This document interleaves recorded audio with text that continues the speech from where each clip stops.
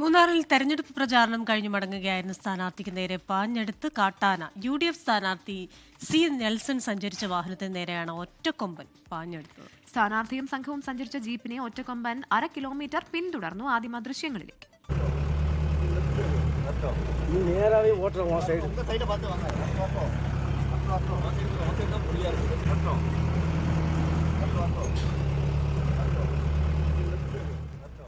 വിവരങ്ങളുമായി രാഹുൽ വിജയനാണ് ഇടുക്കിയിൽ നിന്ന് വീണ്ടും ചെയ്യുന്നത്. Rahul, very good morning. ഇന്നത്തെ ദിവസം രണ്ടാമത്തെ കാട്ടാന വാർത്തയുമായിട്ടാണ് രാഹുൽ എത്തുന്നത്.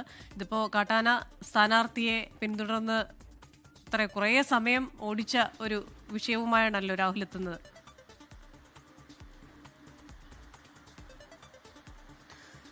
കൃഷ്ണ, ആനയ്ക്കറിയില്ലല്ലോ സ്ഥാനാർത്ഥിയാണ് തെരഞ്ഞെടുപ്പാണ് എന്നൊന്നും.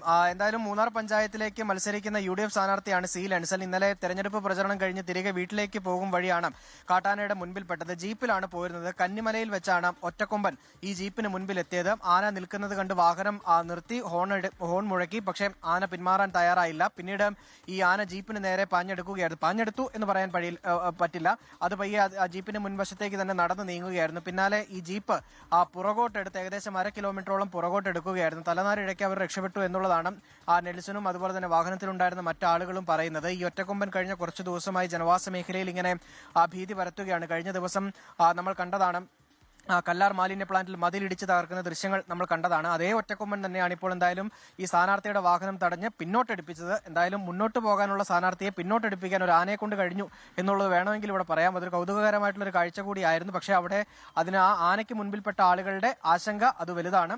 ഈ തെരഞ്ഞെടുപ്പിൽ ഉൾപ്പെടെ അത് പ്രചരണമാക്കാനും UDF ചിലപ്പോൾ ഒരുപക്ഷെ പ്രചരണമാക്കിയേക്കും എന്നുള്ളതാണ് നമുക്ക് മനസ്സിലാക്കാനും കഴിയുന്നത്.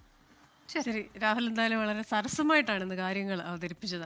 ആനയ്ക്ക് സ്ഥാനാർത്ഥിയാണെന്നൊന്നും അറിയില്ല. ഇത് ഈ ആനയുടെ സ്ഥാനത്ത് മനുഷ്യരായിരുന്നെങ്കിൽ ഈ ആക്രമണത്തിൽ പ്രത്യാരോപണങ്ങളായി മറ്റു വിഷയങ്ങളായി. അപ്പൊ എന്തായാലും നമുക്ക് കൗതുകമാണെങ്കിലും അവിടെ ജീവിക്കുന്നവർക്ക് വലിയ ബുദ്ധിമുട്ടുള്ള ഒരു വിഷയമാണ്. ലോകത്തെവിടെയായാലും ഏത് സമയത്തും 24 വാർത്തകളും ഓഗ്മെന്റഡ് റിയാലിറ്റി പാക്കേജുകളും എക്സ്പ്ലെയിനറുകളും വിശദമായി കാണാൻ ഞങ്ങളുടെ YouTube ചാനൽ നിങ്ങൾക്ക് സബ്സ്ക്രൈബ് ചെയ്യാം.